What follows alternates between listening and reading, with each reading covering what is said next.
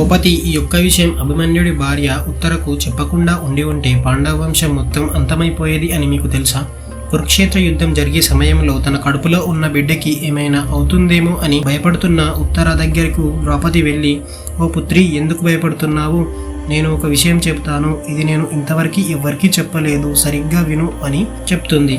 పుత్రి, భవిష్యత్తులో నీ జీవితంలో నీకు ఎంత పెద్ద కష్టం వచ్చినా కూడా నువ్వు నీ భర్తని కాపాడమని తలుచుకోకు.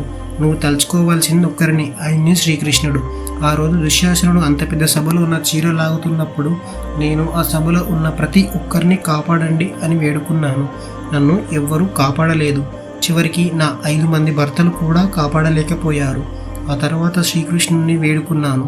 అదే నేను మొదటిగా శ్రీకృష్ణుని తలుచుకొని ఉండి ఉంటే దుశ్శాసనుడు నన్ను పట్టుకోవడం కాదు కదా, నా దగ్గరికి కూడా వచ్చేవాడు కాదు. అందుకే పుత్రి, నువ్వు కూడా కృష్ణనామాన్ని జపించు అంటుంది.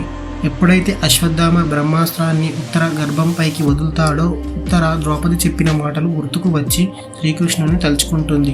అప్పుడు శ్రీకృష్ణుడు వచ్చి కాపాడుతాడు. ప్రతి ఒక్కరూ కష్టాల్లో ఉన్నప్పుడు శ్రీకృష్ణుని నామాన్ని జపించండి, ఆయన తప్పకుండా కాపాడుతాడు. జై శ్రీకృష్ణ.